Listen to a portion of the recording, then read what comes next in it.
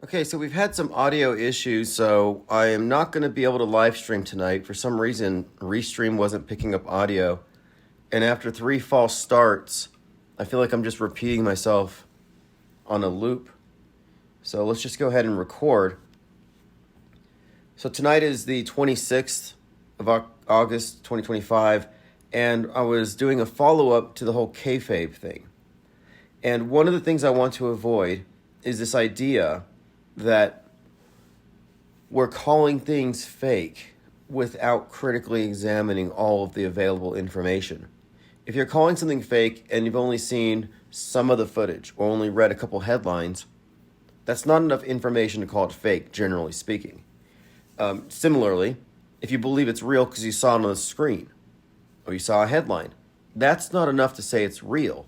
So auto-belief and auto-disbelief are both passive modes of taking in media, where there's no real critical examining. It's reflexive. It's automatic. And that's the issue here, because we are not automatically accepting things. In fact, we are suspending judgment. That's what skepticism means.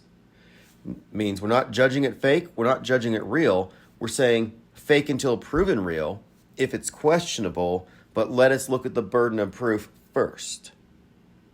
And as generative AI improves, as special effects improve, over time, we will be less able to discern a hoax solely based on the visual deconstruction. We can't just point at the screen and throw popcorn. I mean, it works right now because they're so terrible, special effects, the actors are terrible, but that won't always be the case. But what we're doing here isn't merely relying on the visuals, because if we're being honest and we're not claiming special insights, a lot of these things that people look at and call fake, I'm talking about routine things, like people say that's fake because it's mainstream media. Maybe it's not actually as discernibly fake as they claim. Like if you're in a magic show, yeah, it's easy to sit there and say it's all fake, there's no magic. But can you really sit there and honestly deconstruct every trick in front of you from your seat? The answer is no. So when somebody said to me, the Trump head wound in Butler, Pennsylvania is just obviously fake, I'm like, show me where. Because I cannot point to anywhere where I would be comfortable telling a group of people, hey, look, it's fake because of this. There is no tell. The giveaway for the fakery in that particular event was context, concurrent programming, predictive programming, and the surrounding content following it, like the PR stuff, the photographs. So it took a deeper, widespread analysis of the entire thing to arrive at the logical conclusion that it was a psychological operation, but it wasn't solely based on what we saw on TV that day with the actual shooting presented, alleged shooting. So with this Raja Jackson and Psycho Stu, it would be wrong to say it's obviously fake. I can tell. Because then it's like, well, I am the expert in this. I am the authority. And that's an appeal to an authority. If it's obviously fake, you have to list the reasons why so you can present it to the critics of your opinion, to those who believe it's real. Like, these are the reasons I think it might be fake. So what I've been doing is slowing the video and counting the punches. And what I realized, and these are the reasons why I'm suggesting it's fake, or why I think it's likely to look at it through this lens, is one, first of all, the entire backstory was played out to us on Kick Live, like a WWE soap opera. But secondly, just looking at the event itself, it was reported that there were 23 punches. And this number, 22, 23, a lot of punches, was uncritically accepted. But you're talking about a crime. Somebody might go to jail. A serious attack. So why the exaggeration when an impartial examination of it reveals 11 hits at best? Some will argue and say 15. I'm seeing 11. But having looked at other angles of it, here's what it looks like to me. It looks like most of the ones that miss are reaching just below his chin, his chest area, like he's not really impacting the face. But when his hand does, is it arcs up, so it glances off the face. It's not a solid impact. But the reason it looks so real, and this is my contention here, is that Psycho Stu is not really unconscious. With that, he's moving his head to correspond to the punches, to the pulled punches.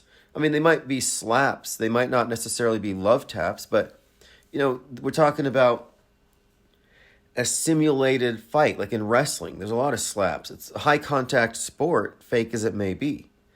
So the idea here that they're selling an MMA fighter going mad against a wrestler, that's the idea, which means they have to make it seem real. But now hear me out on this.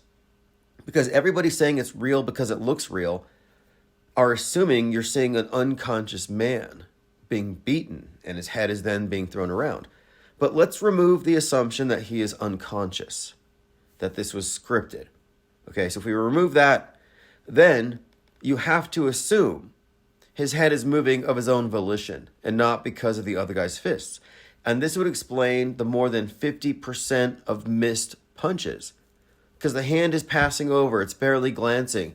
It's choreographed to look like a significant beating.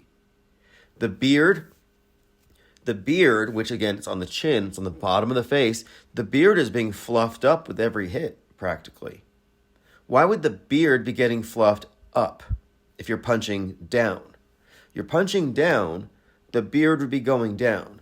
No, it's because he's punching up in an upward direction, glancing off the face, and the beard, if anything, adds to the illusion. So I started asking people in various threads. I was watching Jake the Awake, and in his expert opinion, it's real, because he was a boxer at some point, and he did MMA or something. So he has some experience getting punched, and he punched himself in the face to demonstrate that this seemed real. Well, yeah, it does seem real. The George Floyd, Derek Chauvin thing seemed real. You could list a lot of psyops that seem real at first. That's why you have to wait and see. Maybe you don't have all the information. Maybe you don't have all the angles. So here I am suspending judgment, trying to get more intel. And I'm confronting people on Twitter who, by and large, go with the official story. They think I'm crazy for saying that half the punches were missed. Those who acknowledge it will say, it's because Raja Jackson was so emotional because of what 14-year-olds on Kick said that he lost control and he was just flailing. I don't buy that. And I don't buy that if you have a stationary unconscious target 5 inches away from you, that you're going to miss it half the time. So to me, this is all kayfabe. And when it comes to fake ability, who better to fake fighting than people who fake fighting for a living? The only reason people think this one is real is because it's been designated real. Now, moving on, there was no blood evident during the 10 hits that he made on the guy, if that. But I looked into it, and I thought, well, is it safe to assume that he was unconscious? I saw what appeared to be movements in his leg and arm that had me questioning it. So I did a little research, and it turns out that there's virtually no example you can find of a wrestler being knocked unconscious solely from a single body slam like that. It's not a thing. In fact, I'm looking at these various studies on MMA and wrestling, and it's, if there is any example of an injury from a body slam, it's like 1 in 1,000, if that, but wouldn't even result in full unconsciousness. Possibly, I mean, it's within the realm of possibility you can get a concussion maybe. But anyway, it's just not a thing. So if you're going to accept that Psycho Stu was knocked unconscious, you would also have to acknowledge the fact that this is a very rare occurrence. This is very rare in and of itself. So it raises a couple questions.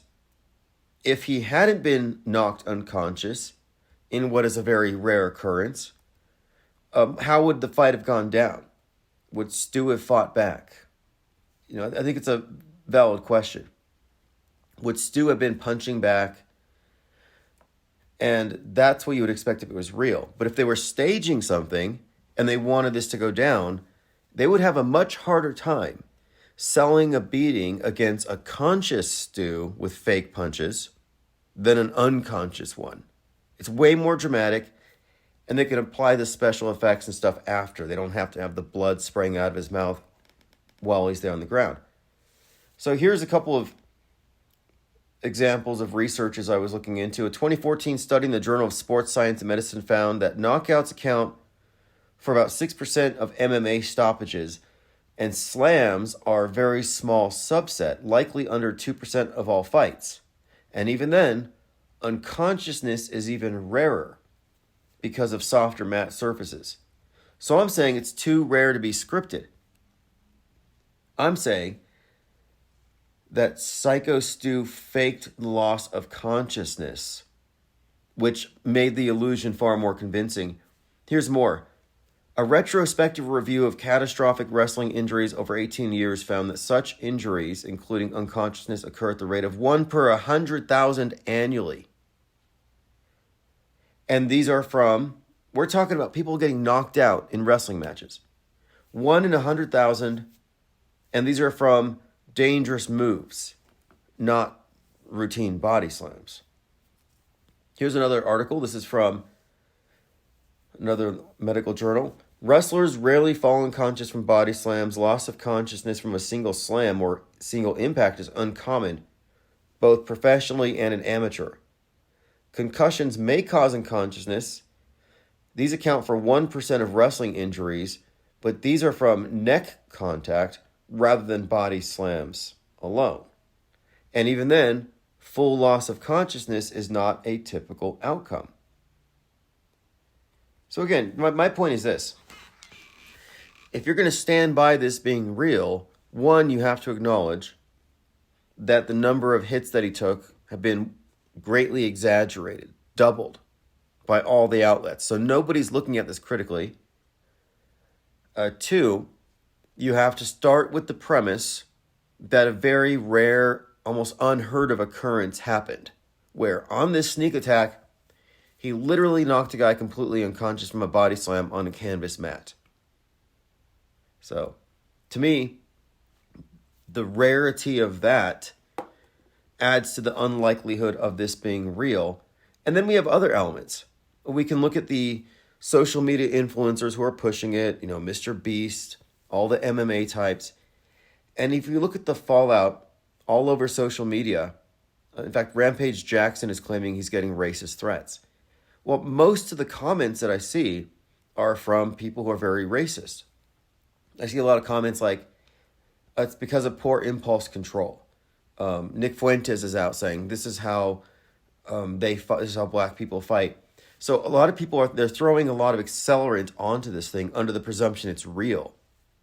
So that's another element here where, so you've got Shiloh Hendricks, who called the 5-year-old autistic black kid a racial slur. She's facing charges. And this is being brought up right now as a double standard. Why isn't Raja Jackson facing charges? Well, because it's fake, in my opinion. And again, if this was real and a criminal thing, you would take the number of punches very seriously. You wouldn't just flippantly say, oh, he was hit 30 times. You would count blow for blow. And if you do an honest analysis, you do see multiple punches where it's below the chin, where it's like his fist is ending up under the armpits. So to kind of close this up, the burden of proof is on the reporters. I don't have to believe it if I don't find the evidence convincing. And the fact that the numbers are highly exaggerated and the body slam is a rare thing to cause unconsciousness makes me think that Stu was acting unconscious because it helped to sell the story. The story of which was completely played out online for us all to see as though it were scripted. And then someone had mentioned that Ultraman was punching Superman in the face gratuitously. And that was sort of a big theme in the Superman movie. It's like a big meme. Well, they did show an unconscious Psycho Stu in the hospital, which is a HIPAA violation. He's in the emergency room unconscious. I don't think he gave consent for his photograph on the hospital bed with blood and body fluids to be put onto TMZ, but there it is. Another indicator it's likely fake. But I noticed his left sleeve was up and you could see a Superman tattoo. And I'm like, fascinating. Superman, the Ultraman, the gratuitous face punching. There's quite a lot here. There's quite a lot here. But the only way this thing is real, and this is something that the believers in it have to contend with, the only way this was real is if the body slam was a knockout blow. Otherwise, he was acting. So I would say watch the body slam, which you'll see if you watch it. It was consensual. You know, these are acrobats, these are athletes, and the person being body slammed is complicit in it. It takes two to execute these properly. So he was part of the body slam. It wasn't like he was fighting it. Who is this guy? Let me go. No, he was with it. Hands in the appropriate place, helping to assist in the fling. So if he was complicit in his own body slamming, it's even less likely that he was knocked unconscious. So if he wasn't unconscious, then we must therefore conclude that he was acting. So those are the reasons why I'm suggesting that this thing is likely fake. And if you're going to say it's real, explain to me about the body slam. Watch it yourself and tell me that that wasn't a consensual body slam, which would likely not, more than likely not, have resulted in him totally being blacked out. Anyway, thanks for listening.